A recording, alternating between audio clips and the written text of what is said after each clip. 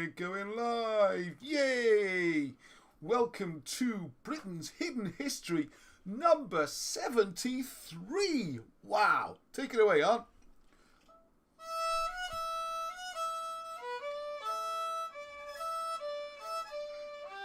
Let's have some guesses. Who knows who this is? And Elliot Flynn is this week. Well done, Elliot. Oh, hang on. Make sure my microphone's on.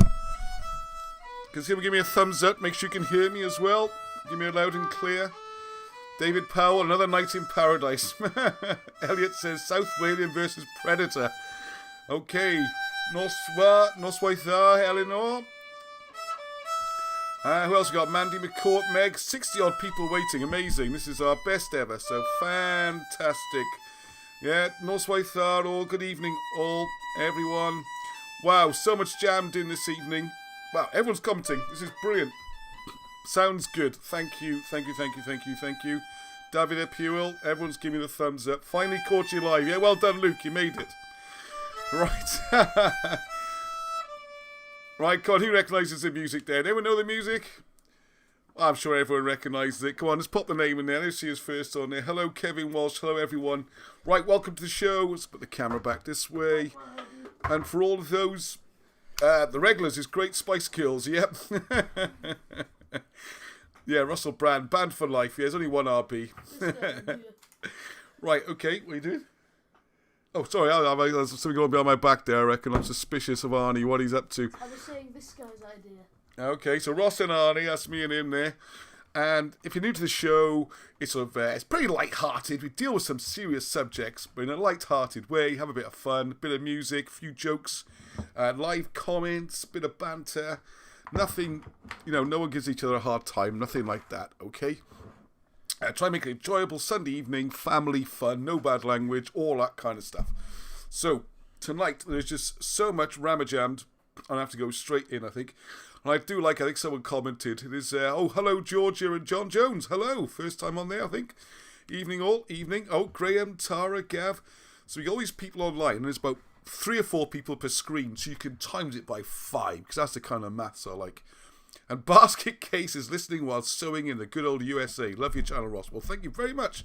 Nice music, Arnie. Yes, and that was 2 becomes 1. Da-da-da-da-da. Obviously, before my time, my grandfather taught me about it. And 2 becomes 1. It's going to be the theme later. I'm going to try my best to get to it. Like I was saying there, it's very light-hearted. If you're new here before, hope you'll enjoy it and keep coming along. Hope Deborah's here as well, which Julian as well. That means excellent. Hi from Lurkistan.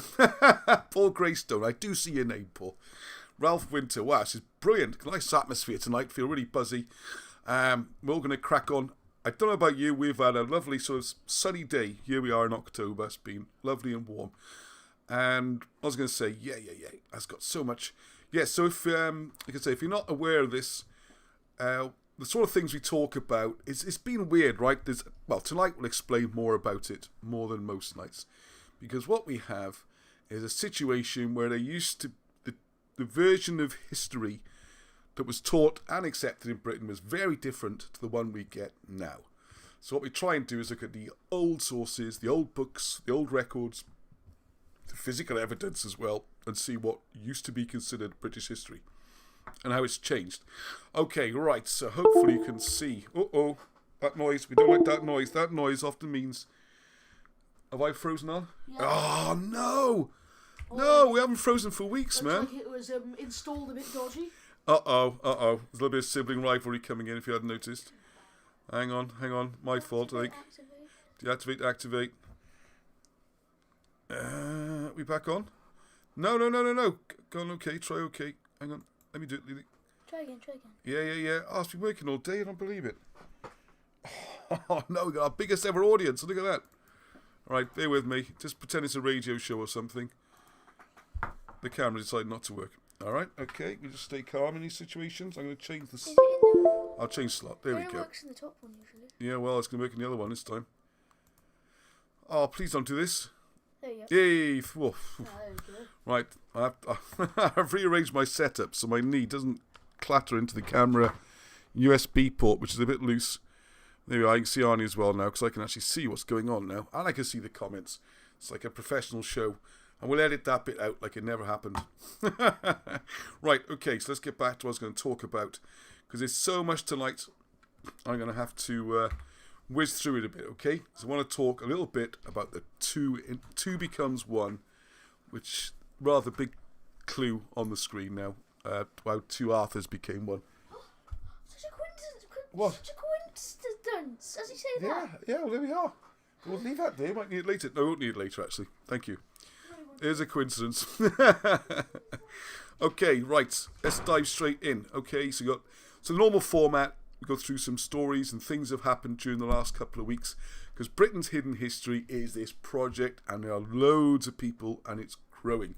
If you want to get involved, if there's a particular thing interests you from way back, ancient Egypt or something, all the way up to King Arthur or Romans, get involved, do it. Or if you just like watching the show, share it around. It's brilliant, okay? No pressure on anyone. It's exploring together as a team.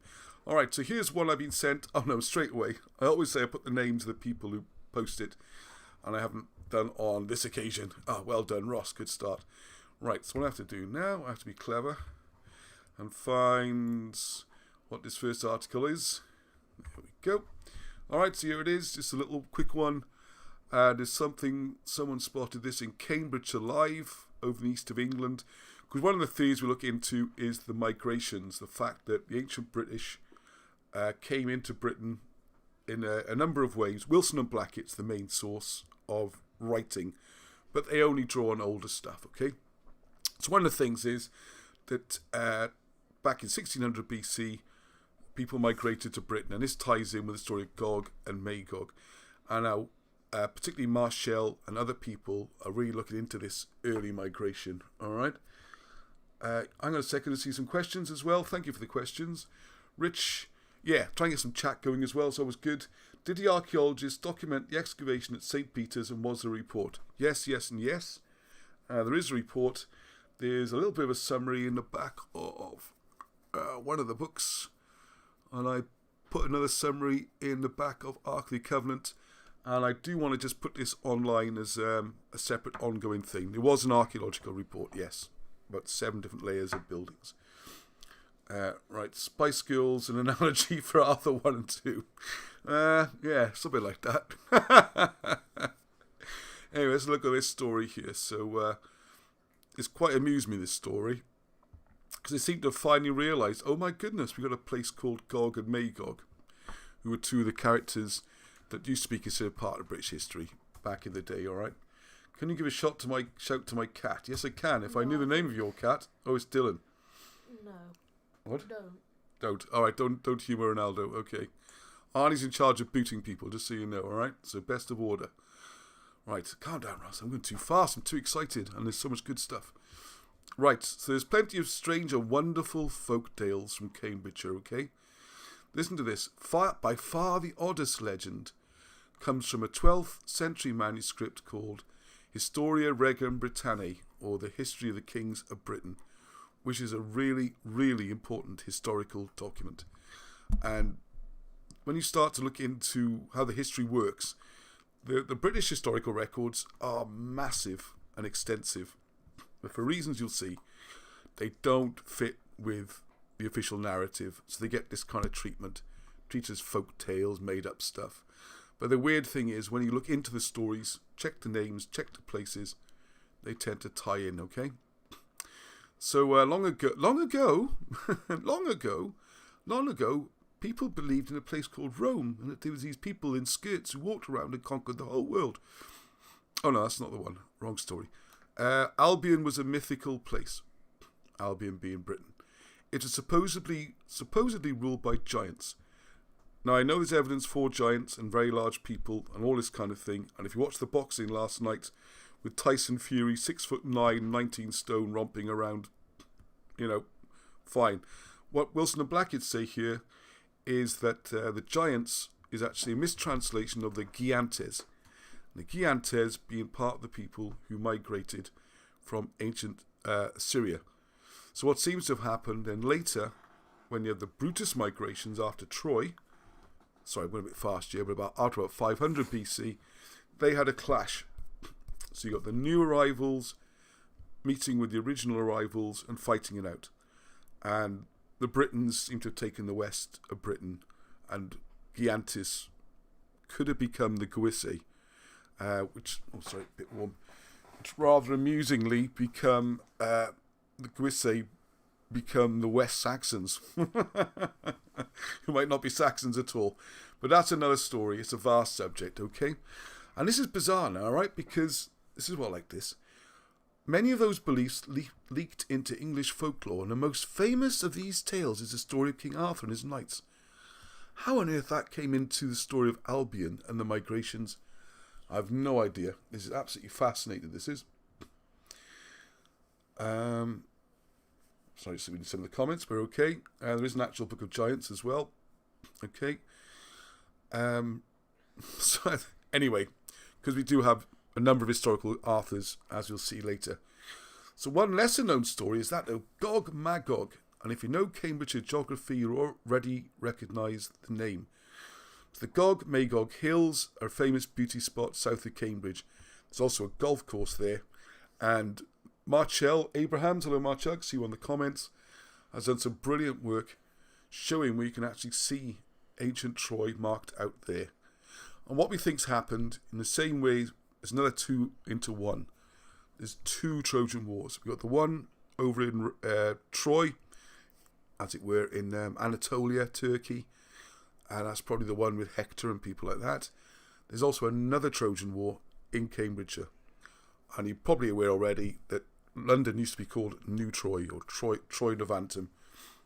Okay, so you've got the Gog and Magog Hills.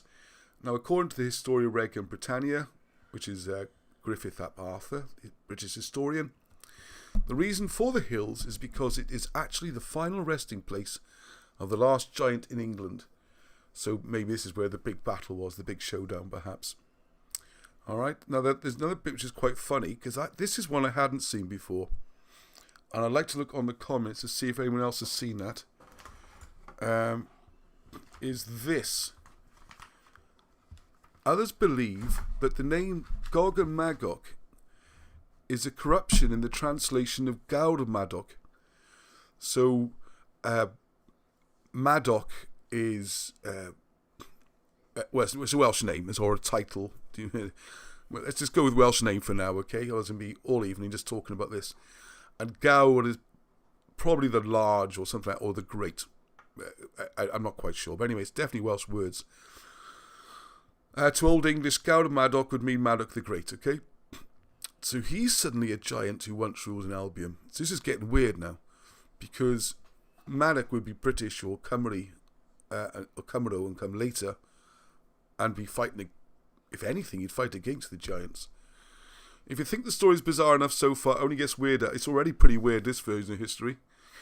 So we got the Troy that was besieged by the ancient Greeks, was actually where the Gog Magogs are now. As we said, we think it's two wars being conflated into one for various reasons. Nice pictures, by the way. Right, so when the Trojans invaded Albion... Suzanne's coming back to Wales. You can come say hello. The Trojans supposedly began to build Troy on the hills of the Gogs. Right, and listen to this. And excavations do show that there were defences at Copley Hill, which date back to the Iron Age. So we've got the place. We got the place name. Archaeology supports there being fortifications there. Dates are a bit vague. Hang on. There's also, if you can see this, evidence of an earlier Bronze Age settlement there too. And then this, my favourite sentence in the whole piece. Of course, these were not the people who journeyed from the Eastern Mediterranean. Why is that in? It doesn't give any reason why not. Just say, of course it's not. So all the evidence fits, the names fit, the place fits, there's fortifications fits in the Bronze Age. The records say, and if you look at the work Marcel's done, and other people I might add, such as where's my Troy book? This rather good book, Where Troy Once Stood. I forgot his name a minute. What's his name? Iman Wilkins. You'll see in there.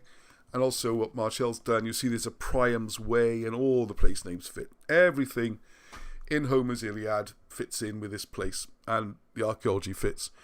And they just say, well, of course they weren't the people. I love it. This is what you're up against. The mainstream don't have to prove anything. Right, now this is another confusion. The death of the giant was after he pushed off a cliff. But that seems to be at the landing point in Cornwall or Devon. And there's a bit more about the fighting and blah, blah, blah. Okay, that's more or less it, though. And this is great.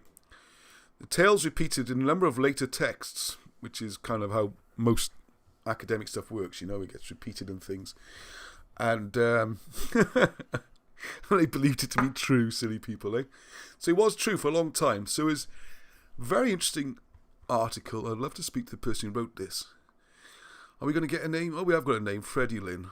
So I'm not going to do it. Yeah, go on, let's quick look. Who's Freddie Lynn? Who are you, Freddie? He's a live reporter, and I want to know more about Freddie. Oh, well, I shouldn't do this. No, yeah, well, I would like to know. But anyway, come on, we haven't got time now. All right, quick. Moving on. There we are. Oh, sorry, hang on. I should be on the full presentation mode. Slideshow. There we are, and there's Marshall, my drawing of Marshall. And I mentioned it because Marshall has got her own channel now, which is rather good, and it's cunningly named Marshall Abrahams, so you can find it easily. There's lots of good stuff about things like that. The one last week I thoroughly enjoyed, giving lots of links about Orion, what Orion means. That's the 23 minutes, as you can see. This one I think is about 7 or 8 minutes about the comet strike, which I've had a little look at, but not in full yet. So go and have a look there, do some support, subscribe, view the videos, all that kind of stuff. Hey Ross, hey Kevin Davis, hello. Kevin Davis and his cat Ronaldo. Right, okay, why am I showing this? Oh, I remember, yes. Now, grim looking grey days. A few days ago I filmed this. I'll be amazed if anyone wants a quick guess where this is, or what it is, or why I've shown it. I'm not even going to wait for answers, really. I know what the lag is. Have you checked what the delay is today on? What? Do you have any idea what the delay is? Yeah, Is it long? You tell me in a minute. Okay, there's engineers on the case, high-tech equipment. Oh, it's not too bad, only a few seconds. All right, okay. So no one's answered. I don't blame them. All right, if it's too loud, let me know if you can't hear me, because I'll explain where we are. Well, what I was going to do, I was popped down to Cardiff. I fancied a little drive about, had my camera with me, and I managed to find Portman Road, which is not this road, because Portman Road no longer exists, really. And I'll show you what's there in its place. It's still called Portman Road, but the old cottages, and that's where Alan Wilson grew up when he was a little boy. Apart from when he was in West Wales, it's where his father moved. Right by the steelworks, and as you'll see, it's still quite a grim area. And the significance of Portman Road is Portman is the place of the stone harbour. And I was hoping to do it this summer, but hopefully soon we're going to go out there, possibly with a boat, because you can still see this massive stone harbour just off Cardiff, which sort of gives a little bit of video to break it up a bit. Obviously I'm not driving and filming. So I had my film crew with me. And here we go. So Portman Road's behind us on the left. There's just some garages and stuff. Went to the first bit. A rough Cardiff lad. This is kind of what's left of Portman Road now. There's these little light garages and stuff like that. Who's that in the background? Arnie. Is that the one in the background? Arnie, yes. Son and producer. Night's producer. Also does the music. And makes little comments. And deals with any rude people on the stream. He's my barrister, okay? My brief. So if you look, I checked with the locals there. Oh, it was great chatting with them. I hope you tuned in, guys. I've been working on my Cardiff Talks accent. Because this is an area called Splot. It's right on the edge of Splot. And what we had here was the old working cottages where Alan Wilson's dad worked for the steelworks. I thought people might like this just as a bit of interest, really. So it goes along there. Right, so we come back on the main road, which you can't go down it, there's nothing there, so it's blocked off. That does say Portman Road, I think. So what you have to do is go round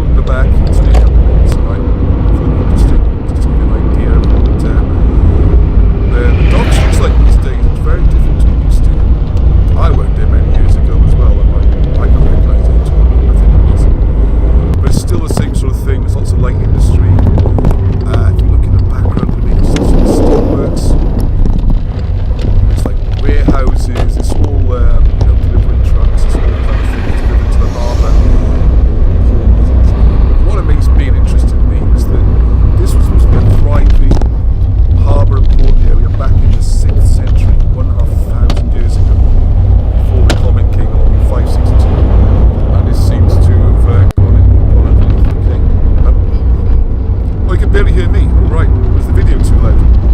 Alright, thanks, Al. Johnny Nigma, yeah. Talking about the Cardiff fight with the pyramid and all that. Right, so I just went as far as I could down Portman Road. I'll turn the video down, that's the best. Alright. You want to put some salt on your ears? Eh? Why would you want to put salt on your... Why do you put salt on your ears, huh? I've heard of vinegar on a cut, but never salt in your ears. Weird boy. It's not exactly two Ronnies, is it? And this is the kind of thing you got round there. I'm not sure what this is. It's some sort of very noisy factory. It's that kind of area. As you can see there, that's how you spell Portman Moor Road. No one round here I spoke to had any idea that it meant the old Stone Harbour or anything like that, or any of the history. It doesn't link up.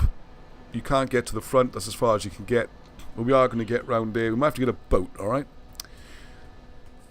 It was that loud, my neighbour was complaining. Alright, sorry Chris. I should just turn the volume down. You don't need it really. What it does give you an idea is it's not a very nice area really. It's a working area. It's a place where people go to work hard and make money. I think that large chimney in the background was related to the old steelworks. And there's like these kind of storage depots, and and the point I want to make there, even today, it's still a strategic point. And I quite like this look. So I think it's Artie Sarnie, but I quite like it as Artis Arnie. So Arnie's takeaway. Because that's Arnie, alright? So there we go.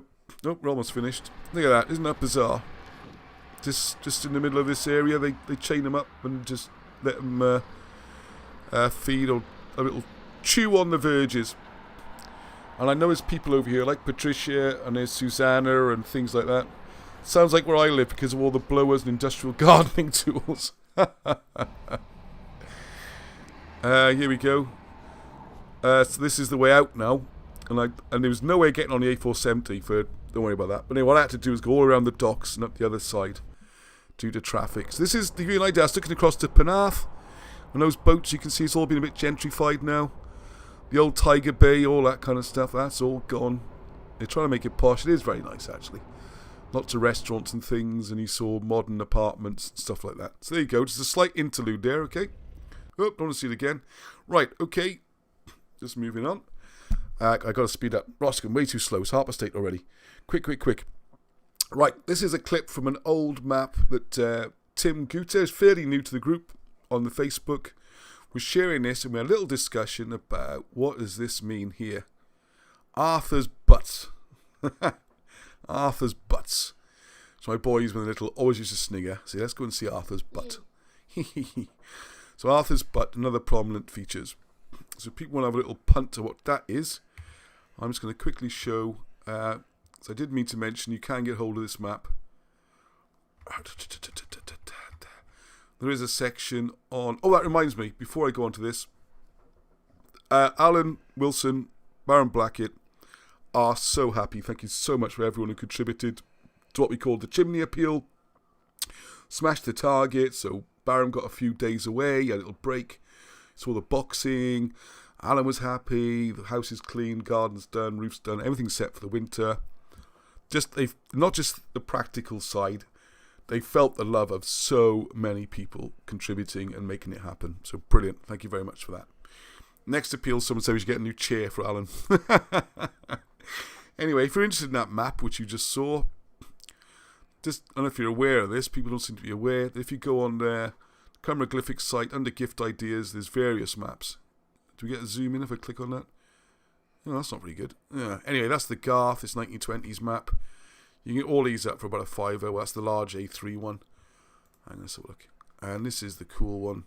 You got keyboard. Have a browse around when you get a chance. This is the map I believe Tim used. Can I not zoom in to see it? Anyway, this is all the hills now around Wales.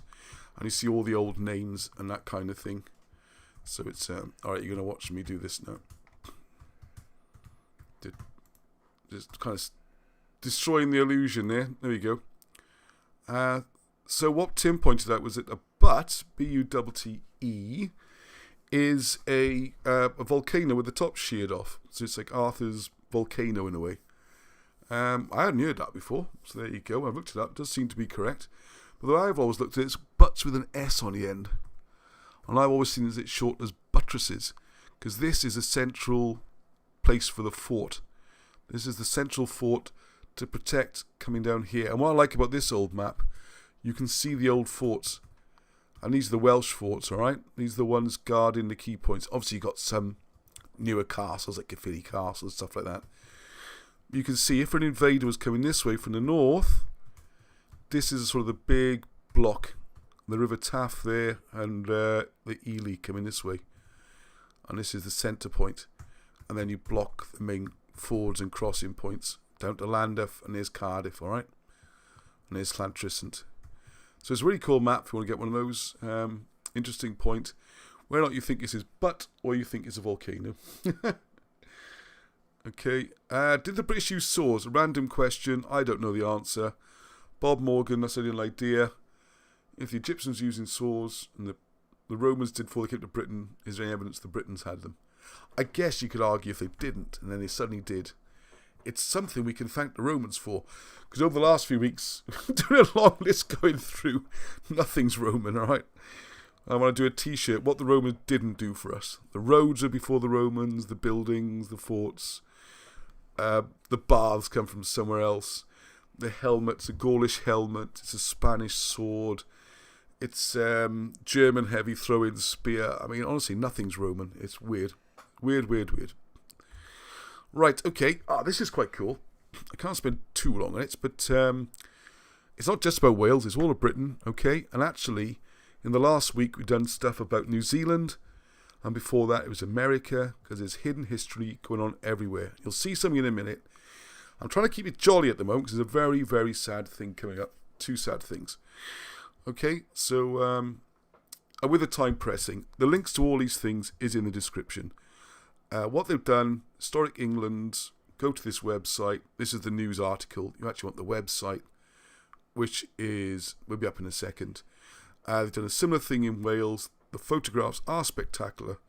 It's well worth looking at. It's absolutely brilliant. And what I'm hoping is lots of people in the group have a click on the links when you see them and see what you can find of interest to share with the rest of us. And have a close look to see if you can spot any potential buried hill forts or ground forts or villages or towns. You'd be amazed how much is there, which we don't know about, which these pictures might have revealed, okay? So there is a Welsh version as well. Mandy sent me this picture, which is wonderful. They really are stunning. What they've got in England, though, which we don't seem to have in Wales, is you can also do this aerial mapping, which seems to show, I think it's the findings off the LiDAR and all that kind of thing. Now this is really useful, because this shows you stuff that's slightly underground and things like that. So please have a look. We can have more of a discussion some other time, perhaps.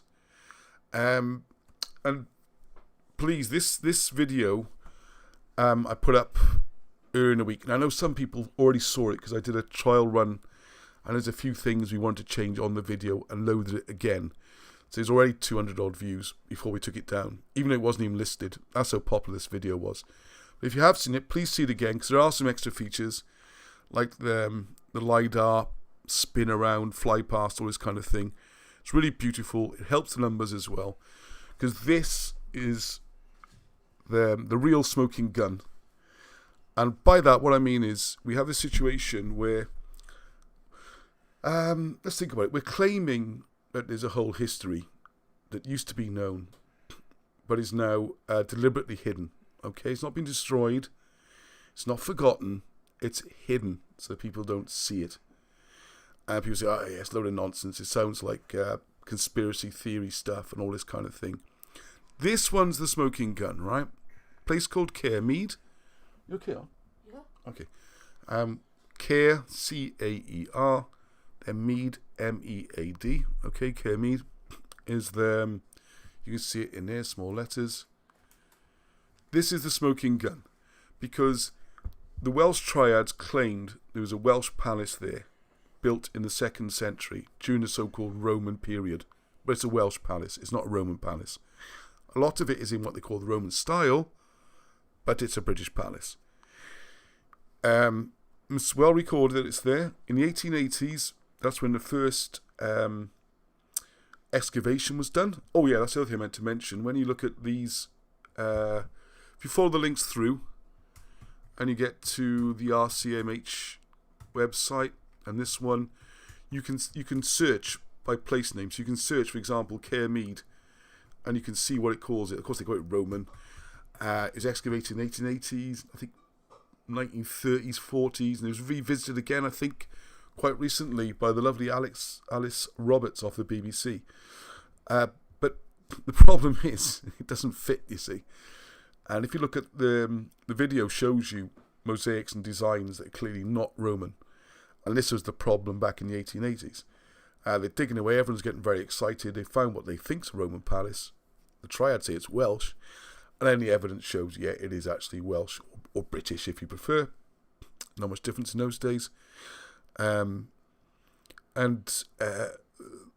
funding was pulled. They were told no money, that's it, it's got to stop. And it sits there. So we've got this crazy situation where you've got millions and millions and millions spent promoting Italian or Roman, Caerleon, whatever you prefer to call it, and supposedly Edwardian castle in Caerphilly.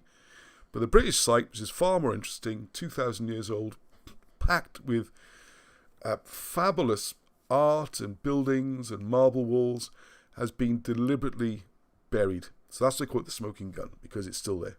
You see it on the LiDAR, archaeological results. So you explain to me why that is the case. If you can't think of a reason, if that's not a cover-up, I don't know what is. I mean, it was physically earth put on top. That's the ultimate hidden cover-up. Alright, so please have a look at the video again. Again, links in description. It's only a short video, only about 12-13 minutes. Paul Hartel done a brilliant job. I have to thank him. This is the first one that's actually been professionally edited. Makes all my other videos look rubbish, but there you go. It's got to be done, alright? Ooh, over 100 people live. Wow, this is fantastic. Anyway, By the way, boys, if you want to talk to Arnie, you're going to have to do it on another system, alright? This chat board. This chat board is not for talking to Arnie and his mates. As much as I love you coming along, especially seeing some of this history, okay? Oh, I don't know about me. Right, okay, now and getting to another one. This is like another smoking gun, if you like, because what we have here is what they call the Waitaha. And this beautiful lady there, she's a Waitaha lady. And the book written by Tim Wilcott, who was my guest on the channel, he actually wrote a book where he goes around New Zealand tracking down the Waitaha, who are alive and well. Only a few thousand of them. And it's most wonderful, peaceful, loving people. They don't have weapons, they don't believe in war, they just don't fight. So of course they've just been overrun and hammered by other people. Now, the situation we have in New Zealand is that the Maori claim to be the First Nation people of New Zealand. And because they're First Nation, they claim all sorts of rights. The rights to be compensated for anything built, or anything that goes in the air, like cables, water. All these things require Maori approval, and they get compensation. And it's a big industry, all right? So they really, really, really don't want to find people living in New Zealand that predate them, okay? It really does mess up their way of doing things. And if you look at the history, the Maori were only a couple of hundred years before the white Europeans, which again, politically incorrect, very awkward. And this is going to seem amazing that they are actually physically using bulldozers to cover up entrances to caves to hide the ancient cave art, things like that. It's a heartbreaker. So please watch that. And if you know any Kiwis, I think they'd love to see it, alright? Any New Zealanders. It's a very important video, this one. It's the only book I know written about the Waitaha. There's also, and by the way, this is not to be confused with the ancients, the ancient redheads they find go back 5,000 years. They're mentioned in there. They're very ancient. But this is a Waitaha. To put in perspective, the Maori is supposed to come up 35 generations ago. So what's that, 700 years, 800 years perhaps. And their Waitaha are double that, 70 generations. So they're claiming to come from, when would that be? It was the 500-600s. Anyway, so it's please give it a go. Right, now this, the big news this week. Bob Morgan has been doing enormous amount of research into the treachery of the Blue Books, which I'd like to know on the comments, please. If you were, I think anyone in Wales has heard of the treachery of the Blue Books. I would love to know if anybody from outside Wales, anybody who's not Welsh at all, English, brilliant, anywhere else in the world, have you heard of the treachery of the Blue Books? It's most important event in Welsh history in the last 1,000 years, at least 500 years, okay? And what it was an education commission came into Wales, and it's in the 1848, because it's the 1846, because it's going to be the 175th anniversary, the day after next week's show. So Bob's done this amazing research, and I've made it into, one of the reasons I've been busy, 5 shows, which each one will be about 20 minutes. They'll be at 8 o'clock. 8 o'clock every day this week. First one's already edited, good to go. Goes up at 8 o'clock every day this week. I'm thinking they're doing some as live premieres, so we can have live chat. Because what is dressed up as education reform was anything but. Anything but. I had no idea how bad things were, and how firmly the jackboot was jammed down on the throats of the people, to put it in dramatic terms. And this is going to be forgotten. And it's very important, because I think people still don't get their heads around the idea that a government would actually hide their history and practically declare war on their own people. So here's a little trailer I've done. It's only 2-3 minutes, something like that. So I hope it's not too loud. The moral power of the schoolmaster is more economical and an effectual instrument for governing. Sorry, I accidentally stopped it. I do apologise. I pressed the wrong button. Oh. Okay. Sorry, that was a disaster then. What's happened? Is everything else working on? Can you still hear me? Yeah, I can hear you. It's fine. Why can't we see this thing running then? Oh. Yeah, it was there, wasn't it? Sorry about this, folks. Let's try again. Sorry about that. I was trying to be clever and take me off the picture. You're going to have to put up with me in the top left-hand corner, okay? I was trying to remove that. No, it doesn't want to work, does it? I think that might just be The moral power of the schoolmaster is more economical and an effectual instrument for governing the people than the bayonet. So basically what he's saying in short, subjugation by education. And that was the tactic that they went out. Quite clear in the reports what the real issue here is. It's not education. It's not lack of education. It's poverty. It's just sheer poverty. But no one wanted to look at that. Wales effectively become a militarized zone. It become basically like Afghanistan or Iraq. When they came back with all the information, it didn't actually show really what they wanted to show. So at that point in time, they do what all lawyers do when you can't win on the facts. You attack the integrity and the character of the other side. Their brief was to go out and look at the schools, the condition of the schools, the facilities, all of that kind of, the caliber of the teacher, all of this kind of stuff, which can all be objectively measured. It was all objective. And then all of a sudden they come back with a report, which when you read the 1,300 pages, you take out all of the reams of stats and figures and things like that, you're actually left with about 60 pages of attack. And most of that attack is focused on Welsh women. It's appalling, isn't it? They liken them to, animals, So you care for much of your children as a cow would for its calf. Parliament had set out beforehand when they sent all these 3 commissioners out to look at it. They'd already decided, we are going to euthanize Welsh, the Welsh language. And we're going to dress it up as a benevolent act by disguising it as education. I'll just show you the first 30 seconds of a bit more introduction, okay?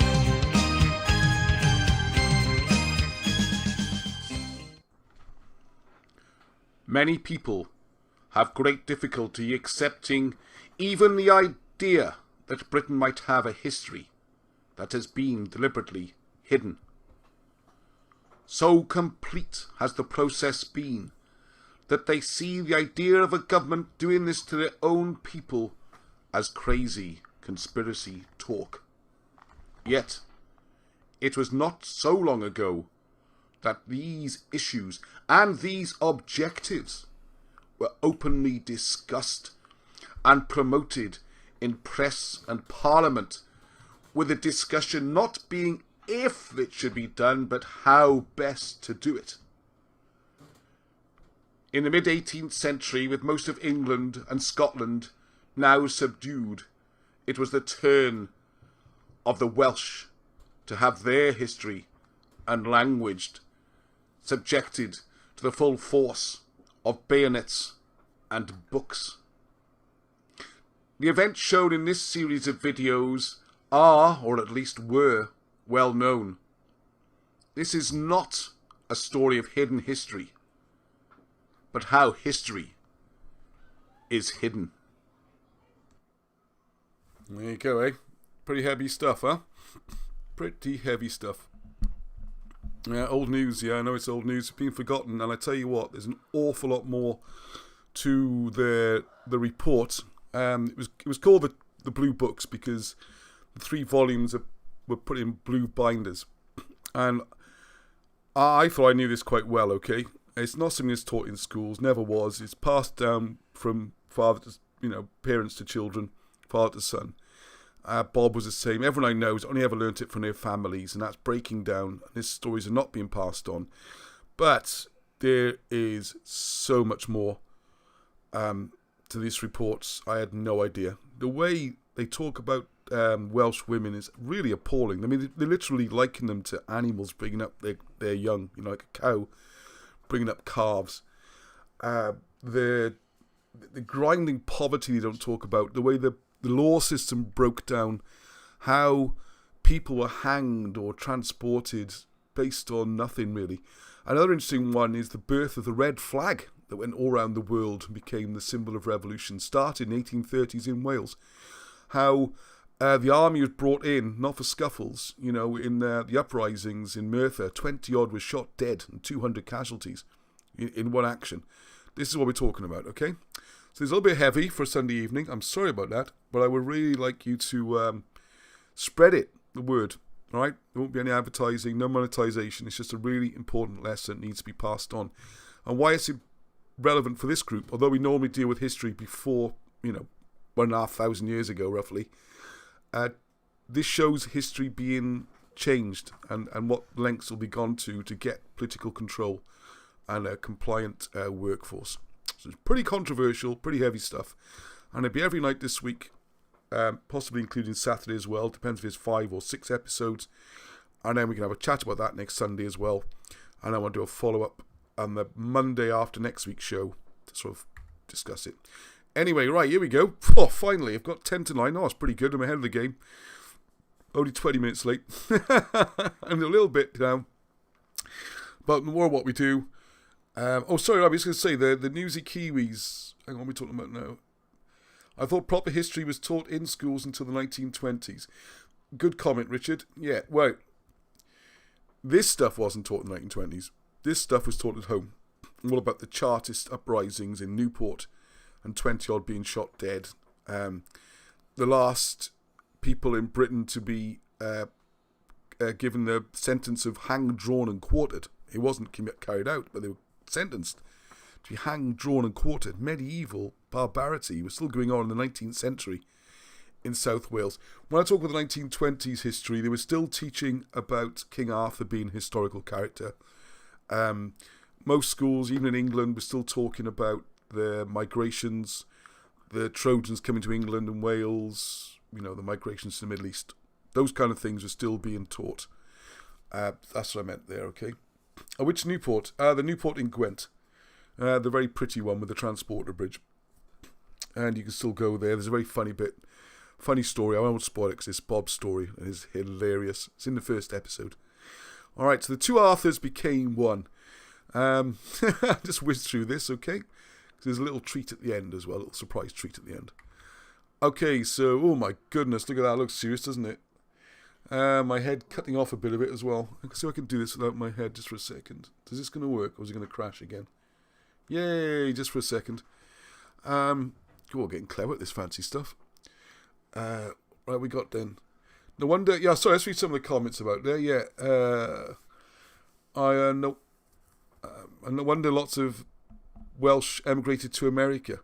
Well, good comment. And what I hadn't realised before as well is that this was the period when the colony was set up in Patagonia in South America. And the reasons they gave for that being set up was to avoid the onslaught on Welsh language and culture that had been taking place from England. And the real enemy was considered to be the Welsh language, because the dreadful Welsh people would speak to each other in Welsh, it being the only language that they spoke, it being their own language.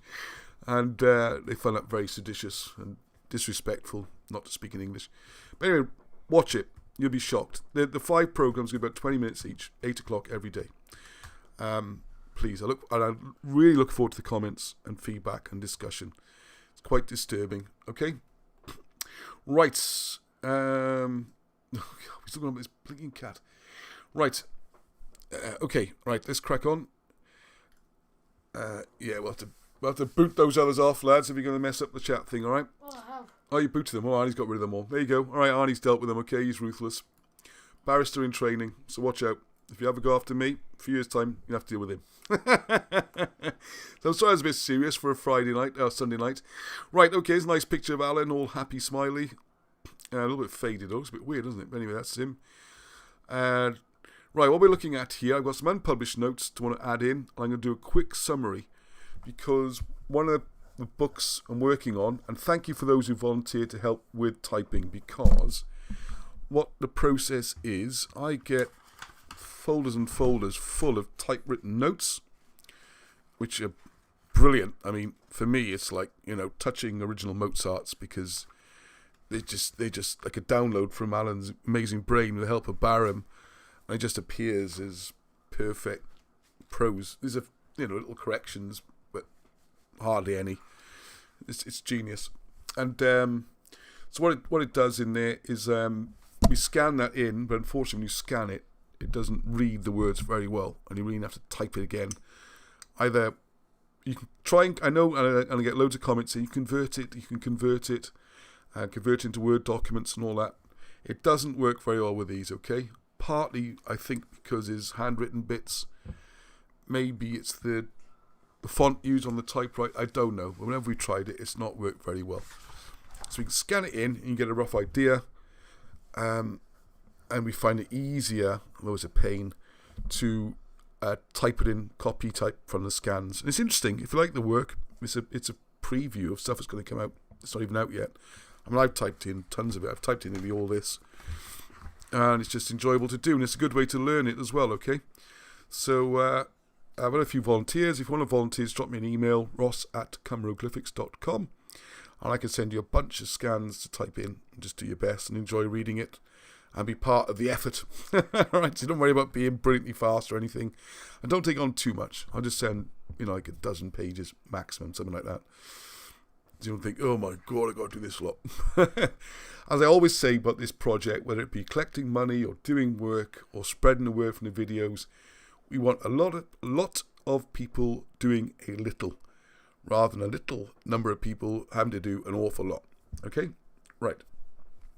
So what we're looking at here, looking at the Black Book, I got the book there, but never mind. The Black Book of Caermarthen. Actually, we'll show you. I should have had this ready. It was here. Where are you? Oh, can't see it there. Ah, I was going to say. Never tidy up, right? I was reading this morning. Never tidy up. So the Black Book of Caermarthen, mostly, it's, if you've never seen it, just a quick look at me. It's this kind of print. Let's make sure I'm showing you the right stuff, not the latest stuff or the notes. Yeah, that's a better example. It's like that. So it's only a smallish book. It hasn't got lots and lots of pages. But what it also has, usually attached to it, are things like this King's List. Now, one of the things I want to point out is that what is called the Dark Ages were not at all dark, okay? They were huge amounts. Just make sure who sent me a message, just to make sure. Send me some typing. Oh, thank you. There's one offering already. Thank you, Marcel. And, sorry, I lost my thread a little bit then. Bum. Oh, yeah. What's called the Dark Ages, there's nothing dark about it, all right? That's just a way of hiding the information. There's an estimate made in the 1790s that there are 110,000 pages or documents, depends how you read it, either way it's a lot, went to the Harleian for collection, all right? And these are British manuscripts from that period. A lot of them are king's lists and genealogies and histories and stories. I think a lot of them are just sat there, not being looked at ever since, okay? And a lot of them are very badly translated, and people only look at the translations because they're in Welsh, a lot of them. Some are in Latin, but a lot are in Welsh, and they're just buried in this university library and never see the light of day again. So rather tragic. This is all about the hidden history thing, okay? So one of the things you have there is a king's list. And now this map word is interesting. So I'm not a Welsh speaker. But generally, if you say son of, you say ap in Welsh. And there's one of those little bit of those politically correct discussions recently where they were kind of try and say the ap was son of, therefore it's gender specific, sexist, whatever you want to call it. And therefore there should be a new word or there should be different words and all sorts. Very interesting discussions I've been following on this. And then when you look at the old King's List, you see they already had it covered. Because map, as opposed to ap, means male descendant. Not necessarily son. This is or in this case, I know this is a King's List. So it's the list of the kings. So the throne might pass to a nephew or even a brother or something. It doesn't always go father-son.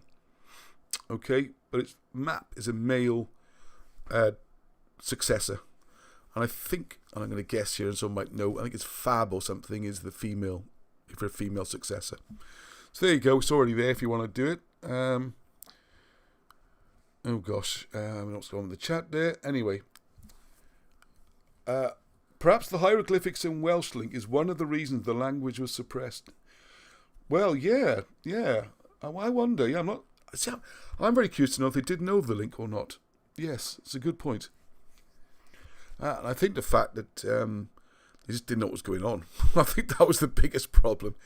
I know that part of the report, Bob likens it very much to British colonisation of India.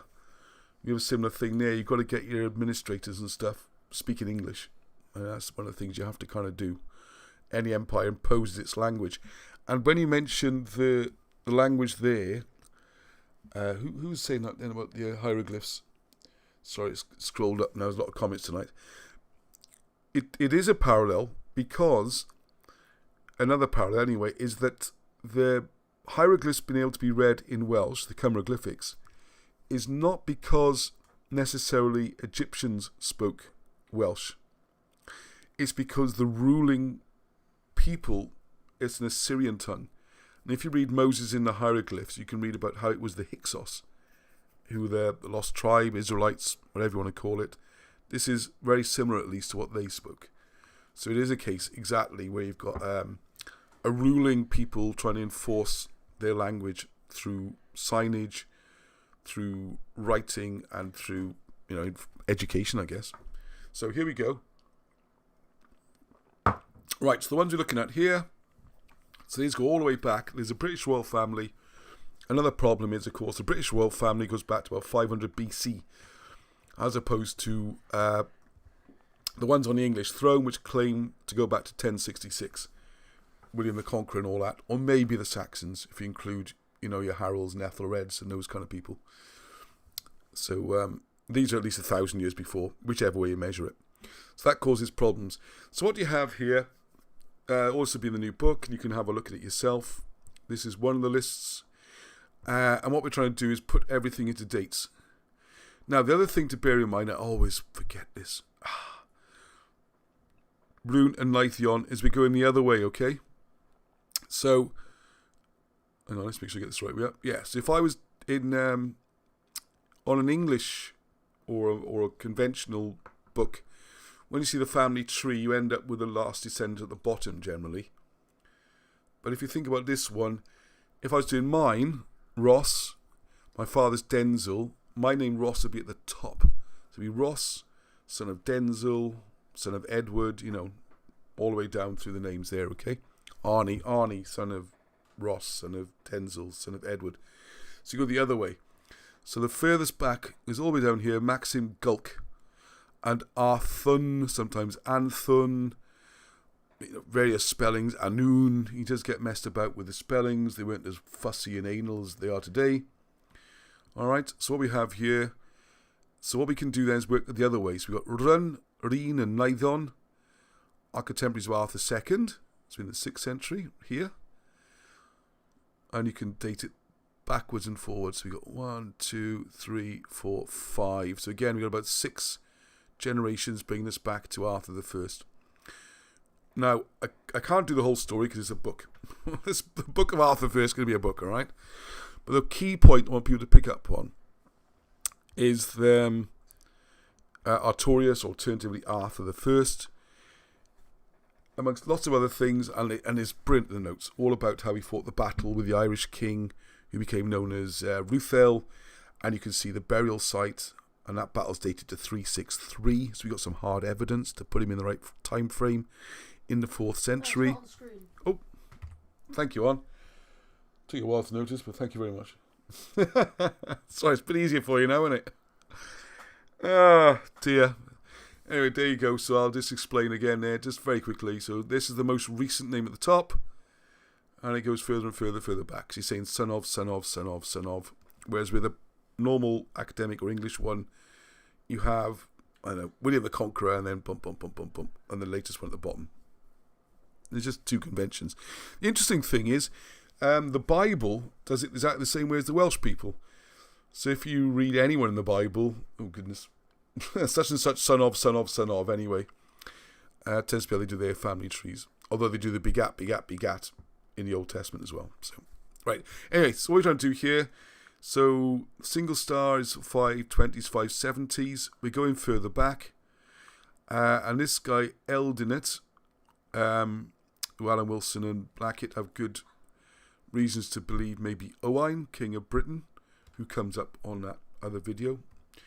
And then there's Arthur Anthun, who's the one who says Arthur the First, and we discuss who he is. But the key thing I want to remember is that he was part of this invasion in 383 when they went to Brittany. Remember that point because it's going to come in important later, okay? So I've drawn this, just to give you an idea, kind of family trees that will be in the book. Can you keep the bottom of the chat on? I think I missed something. So this is why Arthur II becomes important, because he brings together the 2 main lines, all right? So there's Magnus Maximus, or Mascon Ledig, who is the ruler. The story is that he then, in 380s, he went across into France, and this is where you have the major battle like Soissons, or Soissy as it's called, where the Romans are routed, and then he pushed on all the way through the Balkans to Greece, which is why you see Arthur then recorded as King of Greece. And you might think, why is he called a King of Greece if he's from Britain? Well, it's like World War II, Montgomery of Alamein.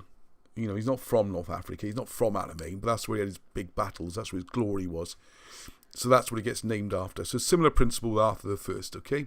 Arthur I, King of Greece. And you have the whole thing there with the taking of Paris, where the princess is called, Guinevere, basically. It's like French version, Guinevere or something, but it's Guinevere. And you will see records of this, and you can see stained glass windows about it.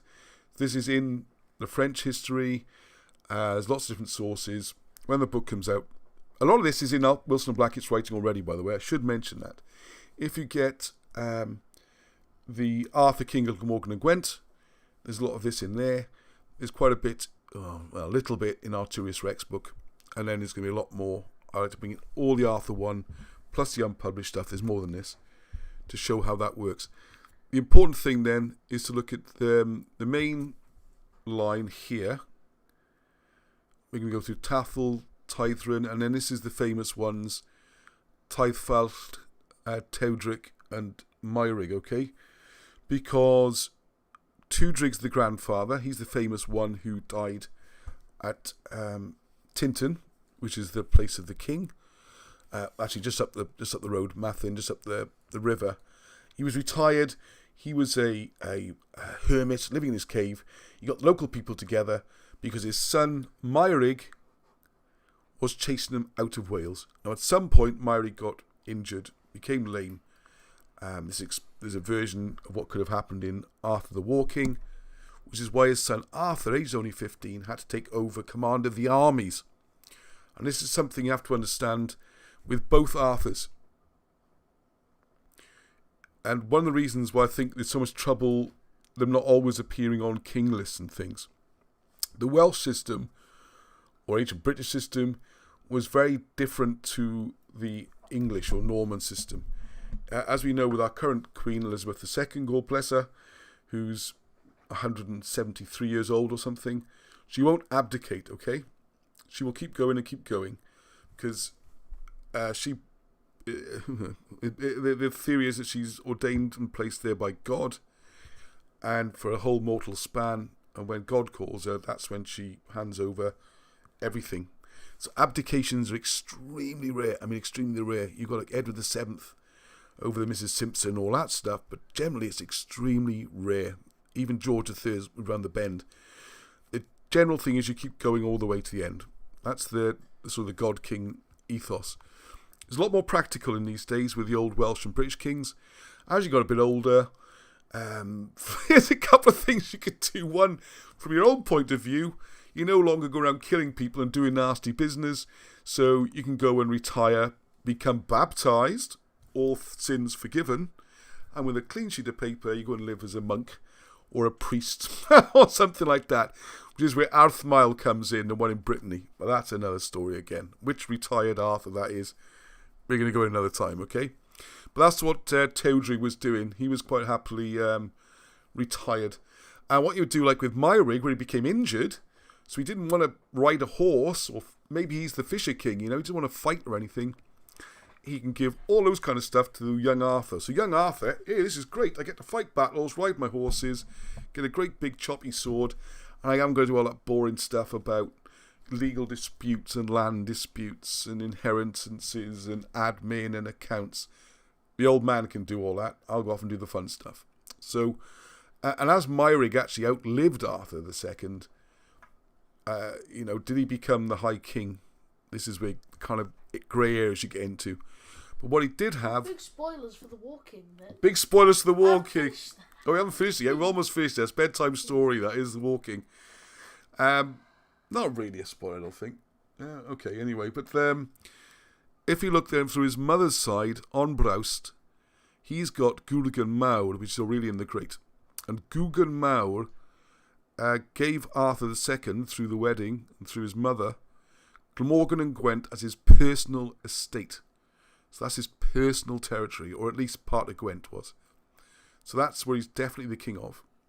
And then he is the Uther Pendragon, which is the High General of the armies. He's the vigorous young king. And he sets about, as you'll read in War King, without plot spoiling too much for Arnie, sort of conquer all of Britain, okay? And kick out everyone else and becomes the High King of the whole lot. So what we have here... Arthur 1, I should say a little bit more about Arthur 1. He's the one who was the general for Maskin Redig. So he sort of becomes king as well, but again, their main activity and fame is as generals acting for their fathers. This is the Wilson and Blackett version of events, which seems pretty good.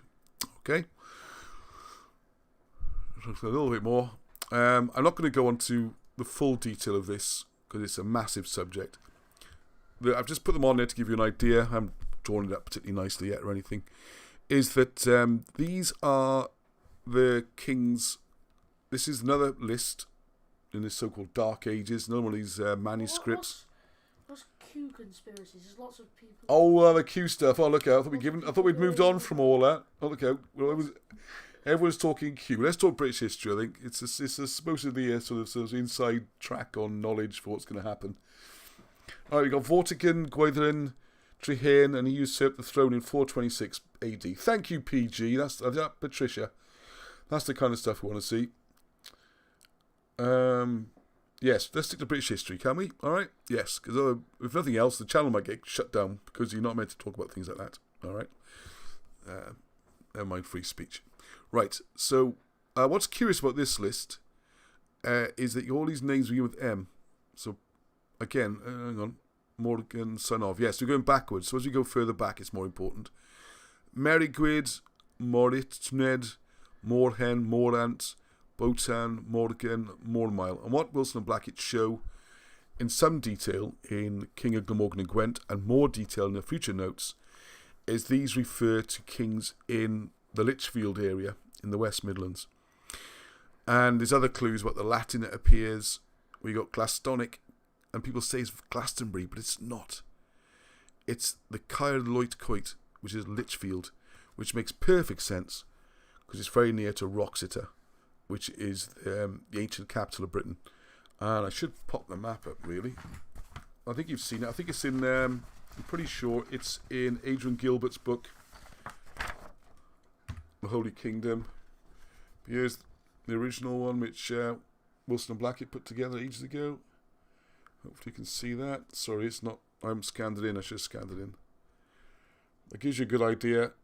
And you'll see more details about this, say, when the book comes out. The mounds there. This is Oldbury. I'm trying to look through the paper, so I might have got it wrong. I can't really see. And this is next to Arthur's burial mound. There's a place called Old Bury, which is the old burial sites. And what I am going to do soon in these notes is all the place names in that area have been translated using Welsh. And it's clearly an important Welsh area. But whether or not you want to call it England or Wales, because we're talking, 380s and earlier, it's a moot point in my view. It's the old British, all right? So what we have here is a situation where we can quite confidently lock Arthur I into the Lichfield area. But the place is called Glastonum or Glastonic, which a scheme was put in place, but there's no other way of putting it, to make that Glastonbury, the place in Somerset, which wasn't founded till the 900s, way after all this. We're going back as well to the first century of stories with Joseph of Arimathea coming to Glastonbury. Wrong Glastonbury. The church there wasn't founded for 900 years. And part of the problem has been the way in which the Latin Glastenic has been mistranslated. So maybe I'll do more on that one if I get enough comments about it. Because my policy is going to be, from now on, these Sunday evening shows and videos during the week, when I get a chance as well, is to just keep putting the information from the unpublished work out there for people to know about. And I'm going to share as much as possible, rather wait for the books, because they're going to take a while. We've got to get out there quickly. So I'm plot spoiling the books, but hey, I'm sure I was going to buy the books anyway, because that's where you get the detail and you want the books anyway. Right, okay. So, this is the guy who causes the trouble, alright? This is where we get back to the two into one thing. Because we've got Edward I, who really wanted to be king of all of Britain. All of Britain. Not just England or the bits he had some sort of claim to. He did have some sort of claim to North Wales, which is why he did his put his son up as the prince in North Wales, and this whole principality thing, another difficult area. But he basically had no real claim over Wales or Scotland particularly. So how is he going to get around this problem, all right? If you're an ambitious, egotistical king who wants to rule the whole country, you need justification, all right? Oh, thank you, Jay. I thought I was flagging a bit. It says I'm doing a good job, so thank you. I'll keep going. Right, so what he's looking for was a justification. And the only way he could do it, he could either spend his time conquering these countries, which was really difficult, and he did try in North Wales, and the Scottish story is far more complicated, I'm going to do who are the Scottish soon, and who are the Irish, just to get myself in real trouble. But what he really wanted to do, the kings always want to have some justification, even if they have to make it up or lie about it or invent it. They need to say, I am king because of what? I won a battle or descended from, or they need a reason. So what he's done, oh no, he's supposed to come up one line at a time. Oh no, I forgot to put the animation on. Alright, maybe our plot spoiled the whole thing. So what we have, we got Arthur I can be traced to Glastonbury, but he doesn't really rule all of Britain. He's the general for Masco and Ledig, and I'll have to go all the way back to the family tree to see if he even became king as such. He was king. Hey, he's not really the High King, okay, not necessarily. And also he's too early, so he's not ideal for us, okay, for the purposes. But he was buried in Glastonbury, and that's kind of handy, because we've got a Glastonbury, and we've got a church there. And what we can do is make that the official Glastonbury. That's only half the problem. I need to be king of all of Britain. Well, this is where Arthur II comes in, you see. There's loads of references to Arthur II ruling all of Britain. Now, this idea that it's a myth or a fairy tale is just nonsense. Well, especially as far as the English royal family were concerned. They didn't consider it nonsense. I saw something up on someone did on Facebook recently. Sort out Glastonbury. Thank you. And Avalon. Yeah, all right, let's do Glastonbury on its own next week, because it's a huge on its own. This is part of it. But the point... Are we supposed to be seeing the slides? Hey, all right, hang on a second. I am going to put the animation in on here. Hang on a second. I know you are supposed to be seeing the slides. Arne, pay attention. I'll blame Arnie. Totally not his fault, but don't tell him that. Meant to be showing them or not? Yeah, of course, yeah. Hang on. I'm tired today, all right? Not doing very well. You tease my... I'll go pretend I'm reading the comments.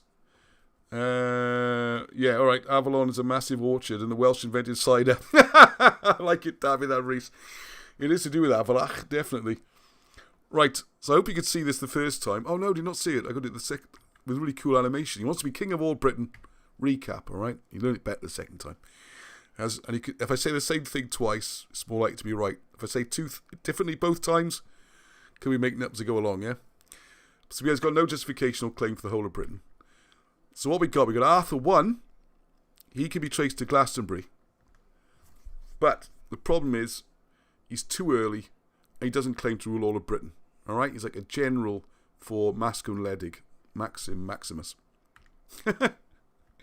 Whereas Arthur II, forget your Dark Ages, he's incredibly well recorded, okay? Brutes of England, he's in there. He's the ruler, he's the daddy. He's done his great battles, he's fought up in Scotland, he's beaten the Picts, the Angles, the Jutes, the Saxons, he's beaten a lot, right? Arthur I was one who beat the Irish in North Wales. So, well, the trouble is, he's not connected with Glastonbury at all. He's just nothing to do with Glastonbury. So, we can't really claim him. So, this is where it gets really, really quite clever, because the solution, is pretty obvious really, is merge them into one. So what we have then is this one, which is already confusing anyway, because people like Nennius and Geoffrey were getting these huge piles of very ancient manuscripts, some of them in bits. No one's kept them in a nice, neat ring binder, and there's no dates on them. They don't put dates on them. So they kind of chucked everything together and done their best to sort it out. And what Wilson and Blackett do extremely well is explain how they got that wrong. How sometimes they put things in an order when it should be parallel. Like these kings of the West Midlands are not very, very ancient kings. They're kings of the same period in parallel. Things like that, all right? So what we got then, if we can take bits of King Arthur I and the fact we're in Glastonbury, which we'll move to our Glastonbury, and there's a few other things about we can say. We'll take some of the bits of him, like the Red Cross, all that kind of stuff. And what we're going to do then is pick on the biggest, most well-recorded, heroic character in the whole of this period of history, Arthur II, and glue the two together. And one of the scams they ran at the time was they actually moved some skeletons to Glastonbury so that they could be found. And we know who they were. I think it's either Tudrig or Myrig. They were British royals, but the wrong ones. And they got moved because they didn't have the burial site for Arthur. The other things he really wanted were the Sword of Britain, and he also wanted the Iron Crown. Very Game of Thrones, all this, but he couldn't get them. And he couldn't get this. So this is where we get this mix-up of Arthur I and Arthur II. And that's been a problem for historians ever since. And has caused a major problem. Once you unpick him, it all makes sense. The official version here, because I was wondering, someone asked the other day, well, why would they get mixed up? You know, what happened? Well, it does seem that it could have been just a mistake. Or it might have been deliberate. Either way, it was seized upon by King Edward I, because he needed that justification to call himself the King of all of Britain. Okay? Now, one little teaser I've added on. Sorry, there's a little treat at the end. Almost getting to the end. Oh, my goodness. Edward I is not English. He's not even Saxon. Hang on, I can't see. Oh. He was a Plantagenet from Anjou in France. Not in my name. Okay, sorry. It was the throne of England anyway. Where he came from, I don't know. Oh, I can't see the comments. Giving myself While he's giving himself admin powers. Yeah, he's sharp, isn't it? If you want to know how to make something work on a computer, get your children to do it. All right, so which question here, right? Now, I'm using the term English in a loose sense, okay? I would put it as the Lloegrins. I sent you this what I thought was a revelation. It's been about Monday or Tuesday. And it's been like, so excited all week trying to work out how I could show it.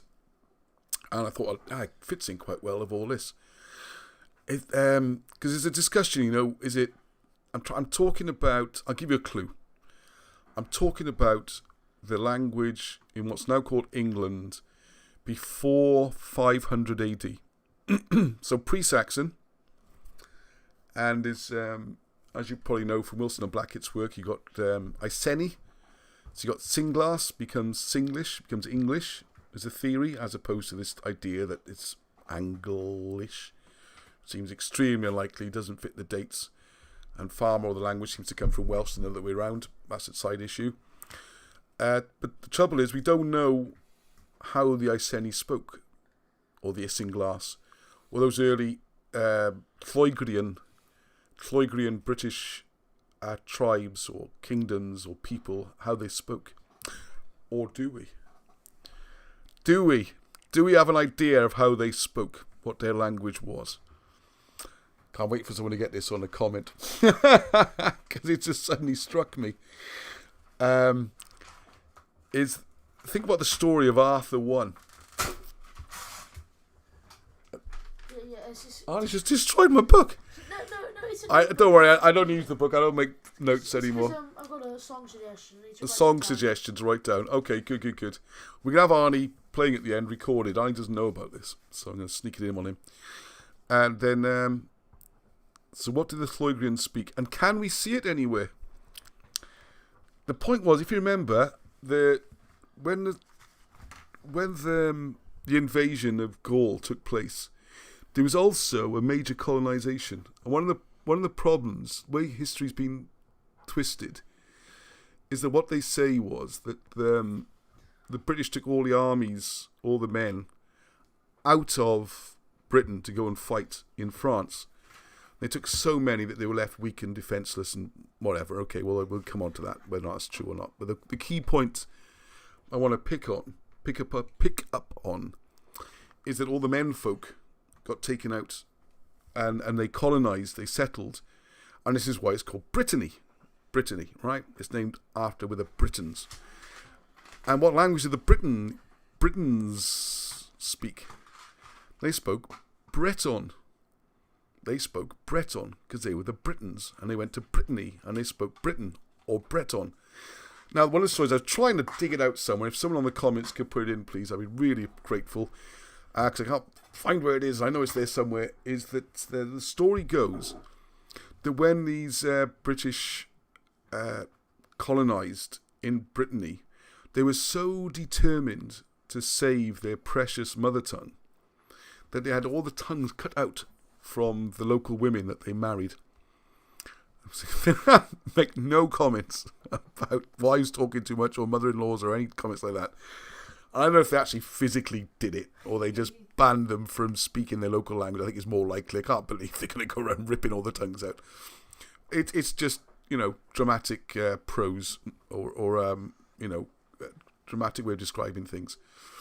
So the point of this is they transferred a British language, a Breton language, that area. And to this day, and this is the mistake that Edward Lloyd made in 1707, when he said, hey, they speak a Celtic language because the Bretons, the Welsh, the Cornish, the Manx, the Scots, whatever, speak a similar language. Therefore, they're all related. Therefore, it came from Europe to Britain. No, 2 and 2 is 4, not 5. The language went the other way, and there's a pretty big clue because it's called Breton and it's in Brittany. But in fairness, old Lloyd died tragically young, and I think his work was seized upon, and that's another story, and because it fitted the narrative, and his Celtic myth was born. Nothing Celtic about any of us, all right? Not the English, Welsh, Scottish, Irish. Unless you're from southeast of France, you ain't Celtic. And you might have spread up through Germany, but it's nothing to do with Britain and Ireland. So what we have then is surely got this case of migration of people and their language from Britain to France before the invasion, before the Saxon influences. We're talking 380s. So what language would they speak? Well, most of these people surely would have come from England. It's almost by definition. That's where the language, that's where the army, all their accounts say that. All say that England was stripped of its people. There might have been some Welsh there as well, maybe some Scots there as well, who knows. But the nearest point for raising an army to go to France is England. And it would strike me that the people who would go to Brittany would largely be from England. And the language since has got messed up and, with Saxons and Normans and whatever and changed beyond recognition perhaps. But isn't there a very good chance that Breton is the language that was spoken in England or Lloegr before the Saxon arrival, or at least something very close to it? Because it's kind of close related to Welsh, but not quite the same as Cornish or Welsh. I don't know, it's an idea. I thought it was quite fun, quite clever. Just waiting for the comments, I would say, well, that's a load of rubbish. So, there we go. So, there's an idea for you. I can see none of the comments. No one's really bought into this idea. Hang on, right, okay. Patricia, I still like the idea of Inglesis and Essen. Yeah, interesting idea that the name English comes from Essene. Could well do, Essenis. Essenis, English. Maybe. I wasn't so worried about the word English, but more the language and his Breton. And as I think Marcel, someone pointed out, a huge part of the Norman invasion force was Breton. Probably at least half. And if you look into the histories and people like who became the Earl of Cornwall, who was sort of the most important, most valuable player in the battles, he got given all of Cornwall, and he was claiming his ancient rights as Caradoc. So it would seem the Bretons and the British, and it might have been a reoccupation of their own land, and the whole thing's completely different. But hey, there you go. That's enough for tonight. School night, 9:30. And let's go this little... oh yes, I put those last two slides out of order. That's what happens. The solution was 2 became 1. Arthur 1 and Arthur 2 became 1. They became the Arthur, which solved all of Edward's problems and has been a problem ever since. And then we come on to what language the English speak. Dear me, it's been thrown together this week. I put more time and effort into this week's than I usually do, and it's the one that's gone most wrong. Right, so next week, completely different, all right? We've done a lot of Romans and stuff like that. There probably will be some other history as well. I've got another series of videos which I more or less finished ages ago, again from unpublished work by Wilson and Blackett. And I know I keep getting asked people, can we do more of the ancient stuff, please? About Babylonians, the Mabinogi, the star maps, all that kind of stuff. Yes. I love all that as well. It's just the way the cards have fallen in the last few weeks. And I'd like to do more of that. And watch out for these videos. The 3 are done. Let's do the narration on the 4th. And that'll be another series of 4. They're about 12 minutes each. So we could run these in the day, the other ones in the evening. Bretons with their ideas of feathers, Ross. We can handle them. You can also watch them blow away in the wind, feathers. Right, there we go. All right, so look out for those as well, okay? Because I just want to give a couple of teasers. It all ties in with the role of Saturn in defending the planet from what seems to be a stray planet that was coming to destroy the Earth, and how this event has different meanings on one particular group of people and their religion to every other religion, and how the Babylonian records can be seen in the Mabinogi. And as we know, we're adding to this. People like Steve Willett's plotting out the Babylonians' maps on the floor. So there'll be more of that next week, all right? I like that thumbnail there. Good thumbnail, isn't it? Cool, yeah. Oh, you want to see the graphics? Oh, yeah, by the way, the reason it's taken ages to come out, I have tried really hard with the graphics. It's like watching one of those, Robert Zephyrs or something. It's all like, cool alien angels and camera zooms and all sorts. So if no one likes it or don't get many views, ain't gonna bother again. It'll just be me talking, alright? Blocks of scripts. I got a bit artistic, and you can watch your life disappear putting these together. So I'll do a little trailer next week, and maybe I'll run the week after, okay? But it was Arthur I who was married to the French lady Genevieve. Oh, I think we're catching up. Here we go. From Burgundy around 380 AD. Yeah, isn't it amazing? He's married to a Genevieve, which sounds like Guinevere, and then you've got Arthur II who's also married to Guinevere. And I think what it might be is Guinevere. Guinevere is a title, because Gwen in Welsh is like fair or even holy. It's like Gwyn, it's Gwyn, Gwen. Very similar words, holy, pure. So it's like Guinevere. His wife could be the pure one rather than actually a name. A lot of these names are actually titles. And then you've got the added complication of the astrological tie-ins and everything. Inquiry mind, yeah. I can't spell J, don't worry, don't ask me. If it's I or E. A bit of a handicap for a book editor, but there you go. So, yeah, you're going to love that, trust me. And the Mabinogi I want to spend more time. I've been reading the Mabinogi, and I love them. They never made any sense until you realise they're planetary and history of the universe stories. Right, here we go. There's a little bonus thing now. Look at this. Sist anno dwywad a fernol... hang on. I was bluffing my Welsh then. I don't know what 15 is in Welsh. What was it? Pimp deg. No. Deg a pimp. Pimp a deg. Pimp a deg. Oed noi neen iau. Indeg pimp. Indeg pimp. Thank you. God, my brain went then. I was thinking Welsh. I'm not even good at Welsh the best of times. There's a picture of Arnie there. And just that we drop this in. There was a... Come on. There it is. Just to play us out. Give Arnie a break. You can... Might be on your Google tab. No, I got it here. There was a... Hey, how can I get rid of this? I can't get rid of all the comments. Oh my goodness, all the comments are thrown up. Right, okay. There was an online Eisteddfod, the whole of RCT, like the Morgan and that kind of areas, over 400 entries. Under 15s, Arnie's just turned 13. But anyway, he went in anyway, gave it a go. Xavi did pretty well, actually. He's got a well done. And hang on, I've got to go back slightly so you can see what the woman says. Just to play us out. Hang on, I'm going to get to 28. I think. Oh no, what's happened? 18. Here we go. Fantastic. Bydden ni'n siŵr y gweld ti ar lwyfan y Steddfod yn y dyfod. Oh, we can't see it and it's quite loud. It's in Welsh. Apart from that, Roger, doing great, bud. It's in Welsh. It's too loud. You can't see it. I thought I was getting the hang of this. Gan i'r violin, y fiddle, nes i wneud jobyn da iawn. Oh, almost there. Hang on. Come on, see, because I know there's a lot of people in. I always ask to see more of Arnie, and they watch him every week and all that kind of stuff. So I don't talk him up very often, but fair play. Hang on a second. See if he placed in anywhere in the competition. Doc. Da iawn ti, Arnie, yn ganu'r violin, y fiddle, nes i wneud jobyn da iawn. Oedd e'n stylistically yn gywir iawn. Perfformiad unwaith eto, really eiddfed. O dan 1 Fantastic. Bydden ni'n siŵr y gweld ti ar lwyfan y Steddfod yn y dyfodol hefyd. Diolch i chi gyd a da iawn pawb. Dalwch ati. So well done, Arnie Hello, B. Played beautiful violin.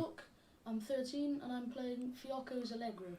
And he got first prize, so there you go. And he actually got some money as well, which obviously he's donated to the cause, hasn't he? Helped me towards the publishing of the next Wilson and Blackett books. There you go. If you're new to this show, normally Arnie plays us out live, but there you go, Arnie. You got away with the recorded Eisteddfod version. Save you have to do it. So thank you very much, everybody. I'm going to call things to an end now. You always think his bow. There we are. His bow for the cameras. Thanks, Arn. So that's when he's playing properly, alright? I get to mess about and play Spice Girls and things. He's a proper violin, mate. Congratulations, Arnie. Yeah, well done. Well done. North Star bow. Keep safe. Yeah, good night, everyone. So it's PAX. There's so much. Don't forget, please look out. Every day this week, 8 o'clock, there's going to be a show running up all the way up to the Treachery of the Blue Book's anniversary. Bob Morgan's done a phenomenal job. It's brilliant. So yeah, well done, everyone. And we've got loads more stuff in the week. I can hardly keep up. There's so much going on. It's a full-time job, and it's brilliant, and it's great. And I'm the luckiest person in the world who gets to do it. So thank you very much for everyone's support, the kind words. I think it could be better, really. I think we're winning. I think we're finally winning. And thank you very much for all the good messages. Well, I got all that. Well done, Arnie. I'll be quiet for the last bit.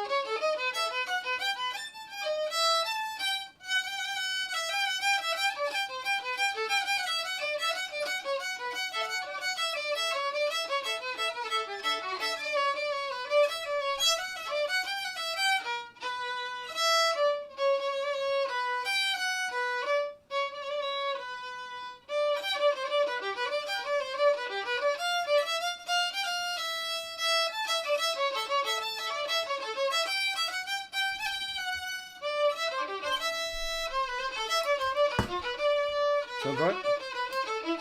Yeah, well done, Arn. Right, okay. This is the end, I think.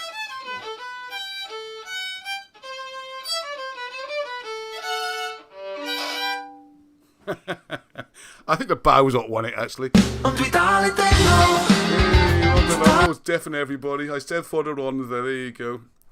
Well done, Arnie B. 15 quid. So you're going to split it, yeah? You didn't even upload it, Mummy did. I didn't do anything. There you go. I know you like to donate something, innit? There you go. Look after your old man, eh? Right, so there you go. Have a lovely time, everyone. Thank you again for your company. It just grows every week. Keep spreading the word.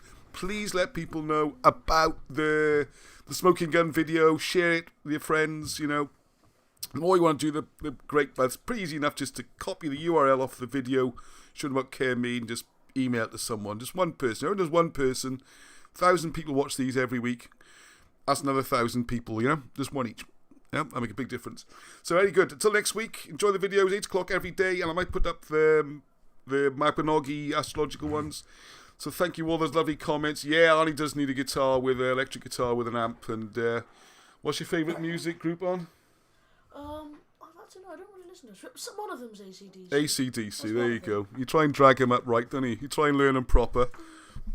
Vivaldi and all these kind of things and proper music, and then AC/DC. I almost swore on a Sunday.